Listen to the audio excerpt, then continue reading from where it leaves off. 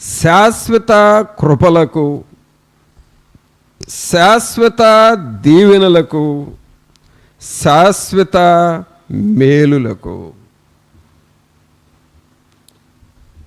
అందుకు దేవుడు మనల్ని జ్ఞాపకం చేసుకుంటున్నాడు. అందుకనే నెహెమ్యా అంటున్నాడు, దేవా మేలుకై నన్ను జ్ఞాపకం చేసుకో. అలాగే నోవహును కూడా దేవుడు జ్ఞాపకం చేసుకున్నాడు.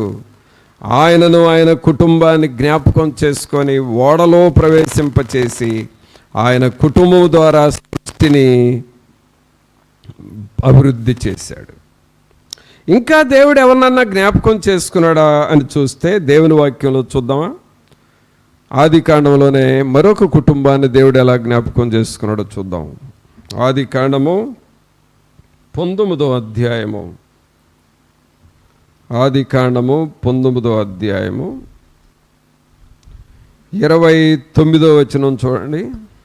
దేవుడు ఆ మైదానపు పట్టణములను పాడు చేసినప్పుడు దేవుడు అబ్రహామును జ్ఞాపకము చేసుకొని పట్టణమును నాశనం చేసినప్పుడు దేవుడు అబ్రహామును జ్ఞాపకము చేసుకొని లోతు కాపురమున్న పట్టణములను నాశనము చేసినప్పుడు ఆ నాశనము మధ్యన లోతు నశించకుండా అతని తప్పించెను.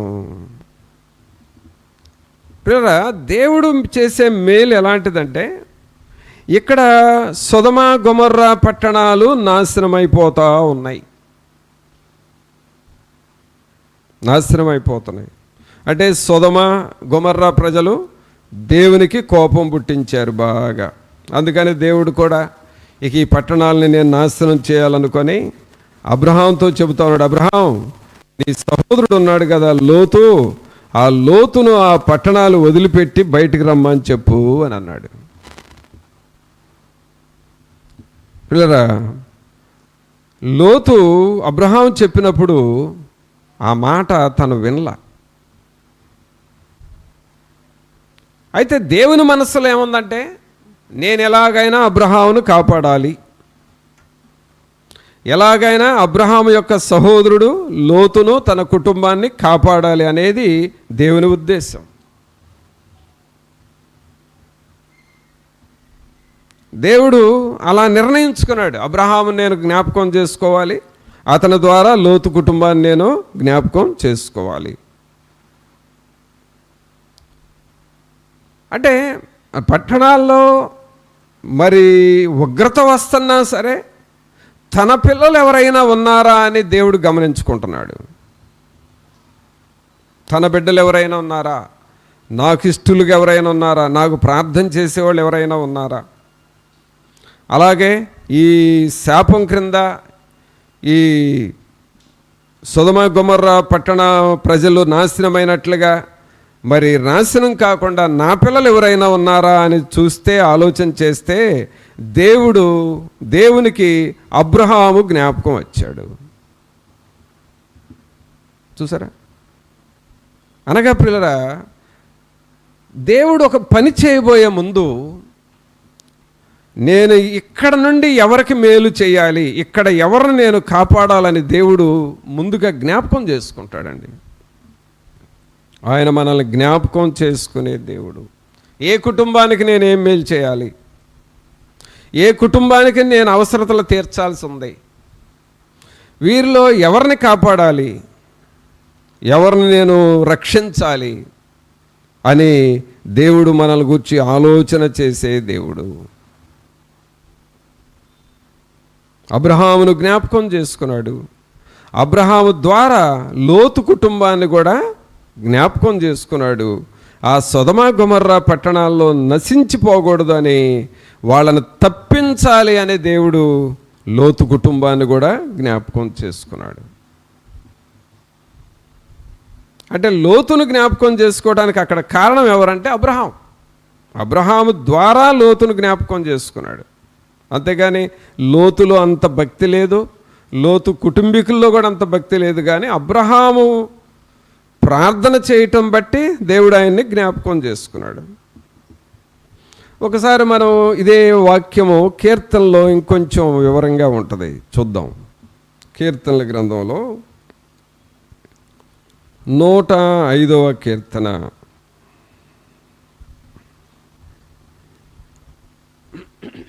105వ కీర్తన, ఈ మాటనే కొంచెం డీటెయిల్గా ఇక్కడ చూస్తాం.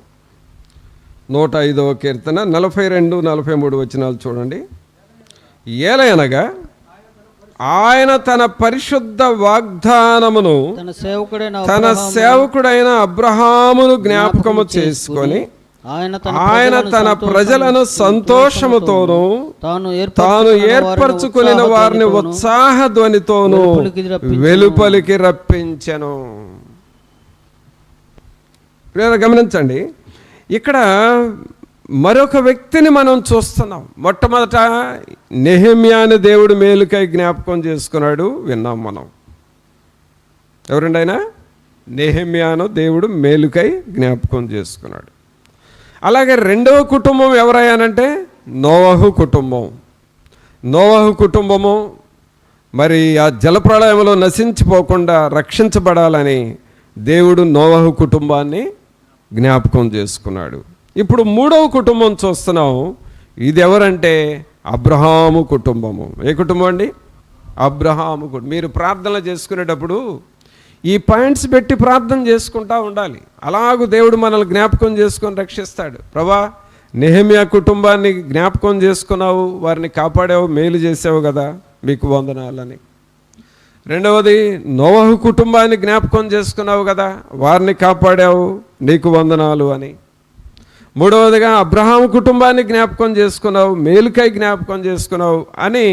ఇలాగ మనం విన్న వాక్యాన్ని పెట్టి మీ డైలీ ప్రార్థనలు చేస్తూ ఉంటే దేవుడు నిన్ను కూడా, దేవుడు నీ కుటుంబాన్ని కూడా, దేవుడు నీ పిల్లల్ని కూడా జ్ఞాపకం చేసుకొని మేలు చేసే దేవుడు. చప్పట్లు కొట్టండి ఒకసారి యేసయ్యకు. ఆయన మనల్ని జ్ఞాపకము చేసుకొని వాడు. మన కుడి చేయి పైకి లేపి అందరము దేవానికి స్తోత్రం అని చెబుదాము. నీవు మమ్ములను జ్ఞాపకము చేసుకునే దేవుడు అయ్యా, నీకు వందనాలు ప్రభువా, ఆమేన్. ఎవరండి ఆయన? మనల్ని జ్ఞాపకం చేసు. అసలు ఈ వర్షానికి రోజు మనం గుర్తొస్తున్నట్టు ఉండం. రమ్మని మనం అనకపోయినా వస్తుంది, ఎందుకంటే మనల్ని జ్ఞాపకం చేసుకుంటుంది వర్షం. వర్షమే మనల్ని జ్ఞాపకం చేసుకుంటే దేవుడు జ్ఞాపకం చేసుకుంటాడా లేదా? జ్ఞాపకం చేసుకుంటాడా? వాడు అన్నవాళ్ళు చప్పట్లు కొట్టండి. Right, okay. దేవుడు మనల్ని జ్ఞాపకం చేసుకుంటాడు. ఎలా జ్ఞాపకం చేసుకుంటున్నాడు? అబ్రహాముని ఎలా జ్ఞాపకం చేసుకున్నాడు? ఇక్కడ ఏలయనగా 42వ వచనం, ఏలయనగా ఆయన తన పరిశుద్ధ వాగ్దానమును తన సేవకుడైన అబ్రహామును జ్ఞాపకము చేసుకొని. ప్రియరా, అబ్రహాము ఎవరయ్యానంటే ప్రార్థన చేసే వ్యక్తి, దేవుని వాక్యానికి లోబడిన వ్యక్తి, పిల్లలకు భక్తి నేర్పుకున్న వ్యక్తి. అబ్రహాము తన కుమారుడైన ఇస్సాకుకు భక్తి నేర్పుకున్నాడు. అలాగే తన మనవడు యాకోబుకు భక్తి నేర్పుకున్నాడు. అలాగే తన ముది మనవడు యోసేపుకు భక్తి నేర్పుకున్నాడు. ఇలాగూ తన తరతరాలకి భక్తి నేర్పుకున్నాడు. ఆ భక్తి వలన దేవుడు అబ్రహామును జ్ఞాపకం చేసుకున్నాడు. పిల్లరా, మన డబ్బులు మనల్ని సేవ్ చేయలేవు, మనకున్న హోదా మనల్ని సేవ్ చేయలేదు, కానీ నీ భక్తి, నీవు కలిగి ఉన్న నీతి నిన్ను రక్షిస్తుంది. నిన్ను జ్ఞాపకం చేసుకుంటాడు. ఆయన ఎన్నడూ వదిలిపెట్టాడు. ఆయన ఎన్నడూ మర్చిపోవటానికి నరుడు కాడు. ఆయన ఇశ్రాయేలునకు ఆధారమైన వాడు నరుడు కాడు. ఆయన మర్చిపోవటానికి మనుషుడుగాడు. మనుషులు మర్చిపోతారు, దేవుడు నిన్నెన్నడూ మర్చిపోడు. ఆయన నిన్ను ఎన్నడూ చెయ్యి విడువడు, ఎడబాయడు. ఆయన ఎన్నడూ మన పరిస్థితుల్ని అలాగే చూస్తూ వదిలేసేవాడు కాదు. చెయ్యి విడువాడు, ఎప్పుడు ఎప్పుడు విడనాడడు ఎన్నడు,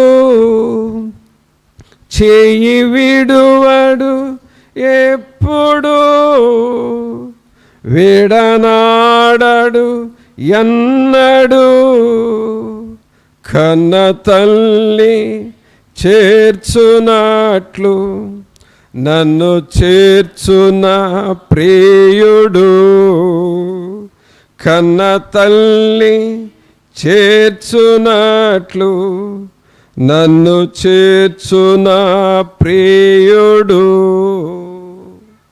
కావున ఇక్కడ ఆయన నిన్ను నన్ను ఎన్నడూ విడిచే దేవుడు కాదు. ఆయన మనల్ని జ్ఞాపకం చేసుకునే దేవుడు. ఇది చాలా అద్భుతమైన విషయం ప్రియులారా, ఇది చాలా ఆశ్చర్యకరమైన విషయం. దేవుడు లాంటి ఆ గొప్ప దేవునికి మనలాంటి వారము కూడా జ్ఞాపకం ఉండటం చాలా గొప్ప సంగతి. అందుకనే దావీదు గారు అంటే ఇప్పుడు దీన్ని సెంటెన్స్లో చెప్పాలి అని అంటే ఎక్స్క్లమేషన్ సెంటెన్స్ అంటాం, అంటే ఆశ్చర్యార్థకానికి గురి చేస్తుంది. అలాంటి మాట ఒకటి అంటాడు చూడండి, కీర్తనల గ్రంథంలో 8వ కీర్తన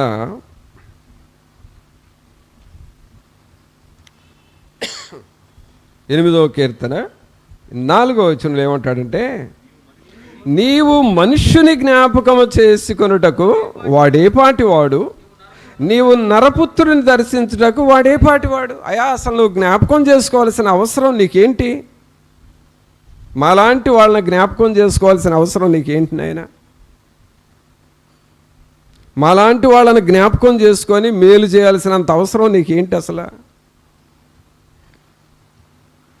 ఆ రోజున నేను గొర్రెలు కాస్తున్నప్పుడు వదిలేస్తే ఏదో అయిపోయేవాడిని కదా, కానీ నాలాంటి వాడిని, నాలాంటి మనుషుల్ని జ్ఞాపకం చేసుకున్నటకు నువ్వెంత గొప్ప దేవుడు అయ్యా అని ఒక ఎక్స్ప్లెనేషన్, ఒక ఆశ్చర్యాన్ని వ్యక్తం చేస్తున్నాడు. నీవు మనుషుని జ్ఞాపకం చేసుకొనుటకు వాడేపాటి వాడు, నీవు నరపుత్రుని దర్శించుటకు వాడేపాటి వాడు.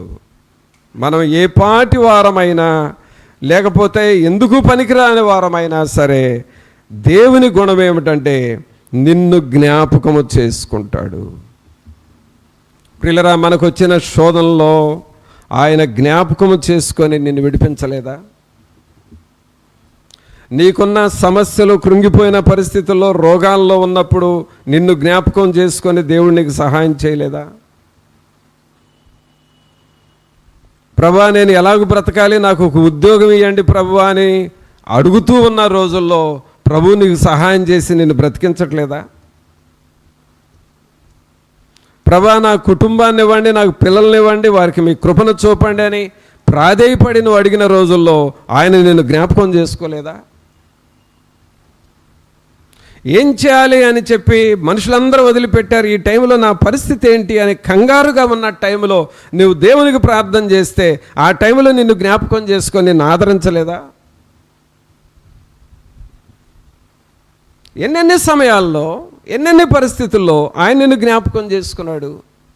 అయితే సాతానుడు ఏం చేస్తాడంటే, ఇంతకుముందు దేవుడు జ్ఞాపకం చేసుకొని దేవుడు మనకు చేసిన మేలులు మర్చిపోయేటట్లుగా చేసి, ఇక ముందు జరగబోయే వాటిల్లో దేవుడు నిన్ను జ్ఞాపకం చేసుకోడేమో, మర్చిపోయాడేమో, వదిలేస్తున్నాడేమో అనే అనుమానాల్ని, డౌటింగ్ నేచర్ని సాతానుడు మన మనసుల్లో పెడతాడు.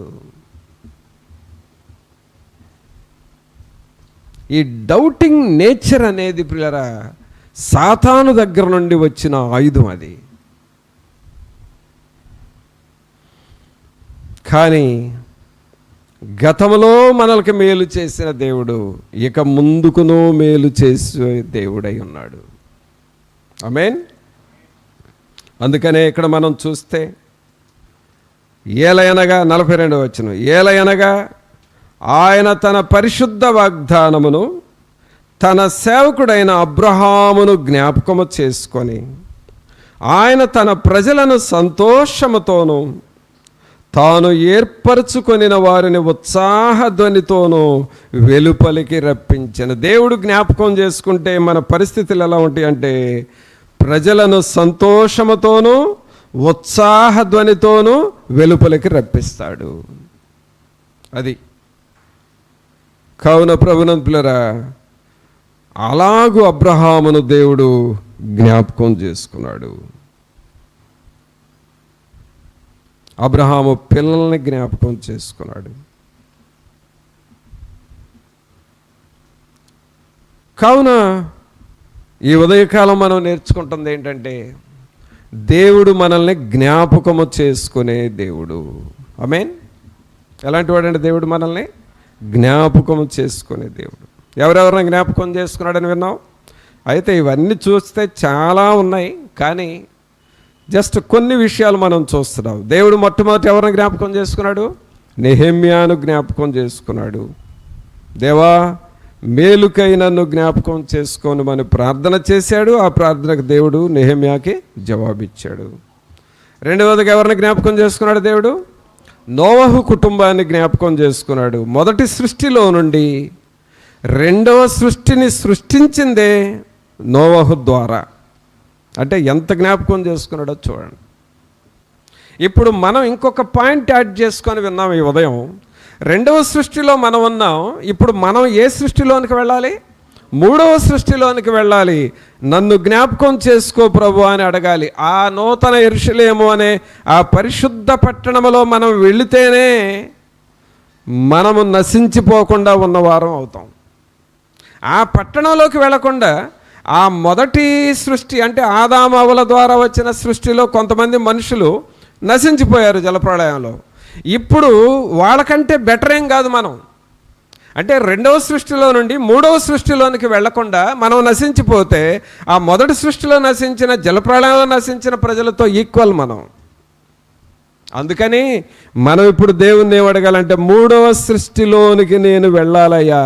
నోవహును ఆ రోజును జ్ఞాపకం చేసుకున్నట్లు ఈ రోజున నన్ను జ్ఞాపకం చేసుకో అని నువ్వు అడుగుతూ ఉండాలి. అది దేవుడు నివసించే స్థలం, అది పరిశుద్ధ పట్టణం, దేవుడు తన ప్రజల దగ్గరకు వచ్చి నివసించే స్థలము. నేను వారి దేవుడినై యుందును, వారు నా ప్రజలై యుందురు, నేను నా ప్రజల దగ్గర ఉందును అంటున్నాడు. అలాంటి నివాస స్థలములో మనం ఉండాలి. మూడవదిగా మనం జ్ఞాపకం చేసుకుంటున్నాం, అబ్రహామును దేవుడు జ్ఞాపకం చేసుకున్నాడు. తన కుటుంబాన్ని, తన పిల్లల్ని జ్ఞాపకం చేసుకున్నాడు. ఆ కుటుంబాన్ని ఆశీర్వదించాడు. తన ప్రజల్ని జ్ఞాపకం చేసుకొని ఎలాగూ వారిని నింపాడంటే 43వ వచనంలో, ఆయన తన ప్రజలను సంతోషముతోనూ తాను ఏర్పరచుకొనిన వారిని ఉత్సాహధ్వనితోనూ వెలుపలికి రప్పించెను. అలాగూ ఆ కుటుంబాన్ని జ్ఞాపకం చేసుకున్నాడు. ఇంకా దేవుడు ఎవరిని జ్ఞాపకం చేసుకున్నాడు అని అంటే, కష్టాలలో ఉన్న ప్రజల్ని జ్ఞాపకం చేసుకున్నాడు. ప్రియులరా, కష్టాలలో ఉన్న ప్రజల్ని. నిర్గమకాండం చూద్దాం.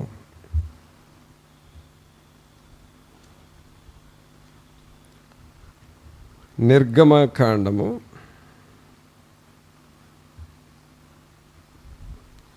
2వ అధ్యాయము. నిర్గమకాండము 2వ అధ్యాయము 23వ వచనం. అలాగున అనేక దినములు జరిగిన మీదట ఐగుప్తు రాజు చనిపోయెను. ఇశ్రాయేలీలు తాము చేయుచున్న వెట్టి పనులను బట్టి నిట్టూర్పులు విడుచుచు మొరపెట్టుచుండగా, తమ వెట్టి పనులను బట్టి వారు పెట్టిన మొర దేవుని యొద్దకు చేరెను. కాగా దేవుడు వారి మూలుగును విని అబ్రహాము, ఇస్సాకు, యాకోబులతో తాను చేసిన నిబంధనను జ్ఞాపకము చేసుకొనెను. దేవుడు ఇశ్రాయేలీలను చూచెను. దేవుడు వారి యందు లక్ష్యముంచెను. చూడండి, ఇక్కడ కష్టాలలో ఉన్న ప్రజలు ఇశ్రాయేలీలు. వీళ్ళ పరిస్థితి ఏమిటంటే వెట్టి పనులు చేస్తున్నారంట.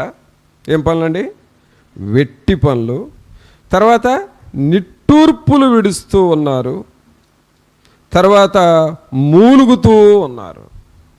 ఇశ్రాయేలు యొక్క కండిషన్ ఏంటంటే వెట్టి పనులు, నిట్టూర్పులు, మూలుగులు. చూడండి ఎంత భయంకరమైన పరిస్థితి. పోనీ వాళ్ళని అక్కడ పరిపాలిస్తున్న ఫరో రాజు ఉన్నాడు, వాళ్ళు వెట్టి పనులు చూసి ఏమైనా జాలి పడుతున్నాడా? ఇంకా బరువు పెంచుతున్నాడు. వాళ్ళ నిట్టూర్పులు చూసి కొంచెం ఏమైనా దయగా మాట్లాడుతున్నాడా? లేదు. వాళ్ళ మూలుగులు చూసి అయ్యో నేను ఇంత బాధ పెడుతున్నాను వీళ్ళని అనుకుంటున్నాడా? లేదు.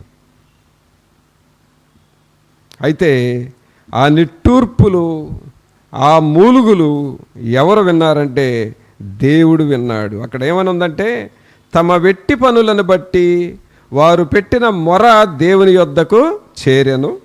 కాగా దేవుడు వారి మూలుగులు విని అబ్రహాము, ఇస్సాకు, యాకోబులతో తాను చేసిన నిబంధనను జ్ఞాపకము చేసుకొనెను. అంటే అక్కడ ఏం జ్ఞాపకం చేసుకున్నాడంటే ఈ ఇశ్రాయేలు ప్రజల్ని నేను విమోచించాలి, ఈ ఇశ్రాయేలు ప్రజలను నేను విడుదల చేయాలి, ఈ ఇశ్రాయేలు ప్రజలను ఎలాగైనా నేను మరి కాపాడాలి అని దేవుడు ఈ ప్రజల మూలుగులు విన్నాడు. ఒక రకంగా చెప్పాలంటే పిల్లరా, మోషే ఇశ్రాయేలు ప్రజలకి నాయకుడిగా వచ్చాడు కదా. ఈ నాయకుడు మోషే ఎక్కడ తయారయ్యాడంటే ఈ ఇశ్రాయేలు మూలుగుల్లో నుండి బయటకు వచ్చాడండి. వీళ్ళ మొరలు, వీళ్ళ మూలుగులు, వీళ్ళ వెట్టి పనులు, వీటన్నిటిలో నుండి మోషేను దేవుడు పైకి తీశాడు. అంటే నీవు పడుచున్న వేదనలో నుండి ఒక మోషే బయటికి వస్తాడు. నీవు పెట్టుచున్న మూలుగులు ఉన్నాయే, దిగుళ్ళు ఉన్నాయే, బాధలు ఉన్నాయే, వాటిల్లో నుండి దేవుడు ఒక మోషేను బయటికి తీసుకొస్తాడు.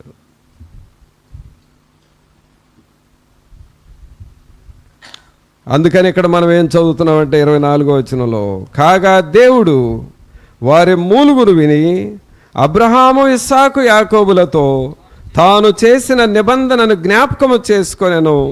దేవుడు ఇశ్రాయేలులను చూచెను, దేవుడు వారి యందు లక్ష్యముంచెను. ఆమేన్. అందరం కుడి చేయి పైకి లేచి చెబుదాం, దేవుడు వారి యందు లక్ష్యముంచెను. వారు అంటే ఎవరండి? వారు అంటే ఎవరు? ఇశ్రాయేలు. ఇప్పుడు ఆ మాట చూద్దాం, దేవుడు ఇశ్రాయేలీల యందు లక్ష్యముంచెను. ఇప్పుడు ఇశ్రాయేలులు తీసేసి మనము చెప్పుకుందాం, దేవుడు మన యందు లక్ష్యముంచెను. ఆమేన్. ఎవరి మీద లక్ష్యం ఉంచుతున్నాడు? మన మీద లక్ష్యం ఉంచుతాడు, మన మీద దృష్టి పెడతాడు. ఈ ప్రజలకు నేను ఎలా సహాయం చేయాలి, ఈ ప్రజలను నేను ఎలా మేలు చేయాలి, ఈ ప్రజల యొక్క మూలుగు నేను వింటున్నాను, నేను వీరిని ఎలా జ్ఞాపకం చేసుకోవాలని ఆయన మనల్ని జ్ఞాపకం చేసుకునే దేవుడు. నెహెమ్యాని జ్ఞాపకం చేసుకున్న దేవుడు, నోవహు కుటుంబాన్ని జ్ఞాపకం చేసుకున్న దేవుడు, అబ్రహాము కుటుంబాన్ని జ్ఞాపకం చేసుకున్న దేవుడు, ఇశ్రాయేలులను జ్ఞాపకం చేసుకున్న దేవుడు. ఇంకా బైబిల్ గ్రంథంలో దేవుడు జ్ఞాపకం చేసుకొని అనేకులను రక్షించాడు. అందుకనే లాస్ట్ అండ్ ఫైనల్గా ఆ రెండవ దొంగ కూడా దేవునికి ఈ మాట చెప్పాడు, అయ్యా నీవు నీ పరదేశిలోనికి వెళ్ళినప్పుడు నన్ను ఒక్కసారి జ్ఞాపకం చేసుకో. అంటే అక్కడ ఏం అవసరం లేదు, నువ్వు నన్ను అట్లా జ్ఞాపకం చేసుకుంటే చాలు, నా లైఫ్ టర్న్ అయిపోద్ది. అది ఆయన ఉద్దేశం. కావున ప్రభునందు పిల్లరా, ప్రభు మనల్ని జ్ఞాపకం చేసుకునే దేవుడు. అయితే మనం గమనించాల్సింది ఏంటంటే నోహు నీతిగా బ్రతికాడు, అందుకని దేవుడు జ్ఞాపకం చేసుకున్నాడు. అలాగే అబ్రహాము యథార్థంగా దేవునికి లోబడి బ్రతికాడు, అందుకని దేవుడు ఆ కుటుంబాన్ని జ్ఞాపకం చేసుకున్నాడు. అలాగే నెహెమియా దేవుని పని విషయంలో చాలా ఆసక్తిగా ఉన్నాడు. అందుకని నెహెమియాను దేవుడు జ్ఞాపకం చేసుకున్నాడు. అలాగే ఇశ్రాయేలు ప్రజలు దేవునికి లోబడి మొరపెట్టుకున్నారు. అందుకని దేవుడు ఇశ్రాయేలు ప్రజలను జ్ఞాపకం చేసుకున్నాడు.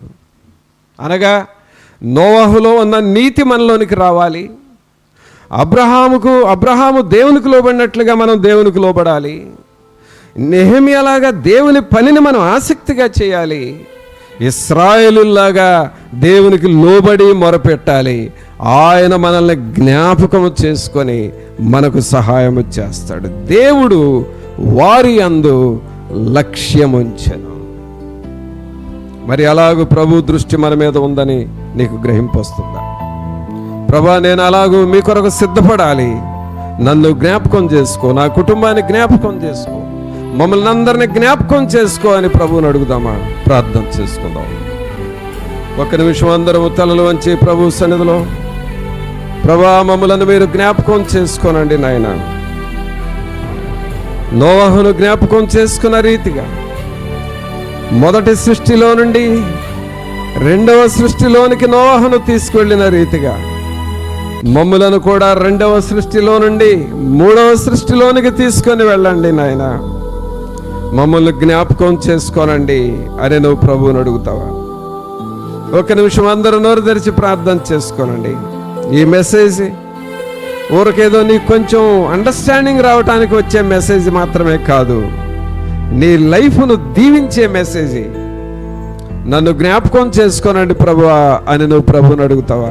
ఓ తల్లి, ఓ తండ్రి, సహోదరుడా, సహోదరి, యవనస్తుడా, యవనరాలా, ప్రభువా నన్ను జ్ఞాపకం చేసుకోనండి అయ్యా.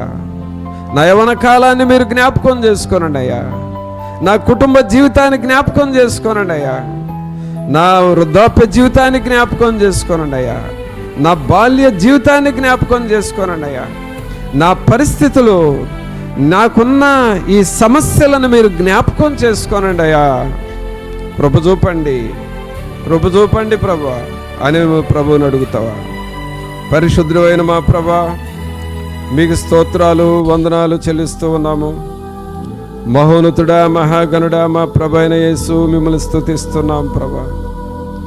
మమ్ములను మీరు జ్ఞాపకం చేసుకుంటున్న దేవుడవు ప్రభా, మీకు వందనాలు, స్తోత్రాలు.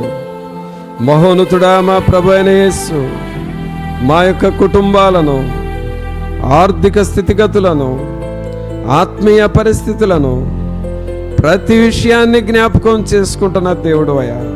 మమ్మలను లేవనెత్తే దేవుడు, మాకు సహాయం చేసే దేవుడు, మాకు సహకరించే దేవుడవు. మమ్మలను రెండవ సృష్టిలో నుండి మూడవ సృష్టికి కూడా మమ్మలను సిద్ధము చేయుచున్న దేవుడు ప్రభువా, మీకు స్తోత్రాలు, వందనాలు చెల్లిస్తూ ఉన్నాం. ఈ బిడ్డలను మీరు కనికరించి మీరు ఆత్మలు ఇంకను నడిపించి బలపరచమని మా ప్రభు అయిన యేసు నామమున అడిగి వేడుకొనుచున్నాము తండ్రి, ఆమేన్.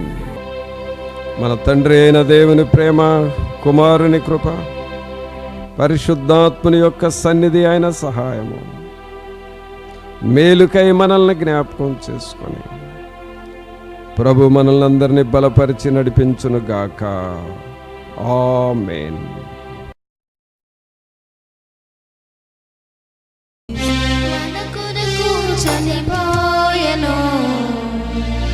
యుద్ధకాలమున మరణమాయెను, క్రీస్తు మన కొరకు చనిపోయెను. యుద్ధకాలమున మరణమాయెను, మనుషులందరి కొరకు పాప క్షమాపణకు సిలువలో బలిగా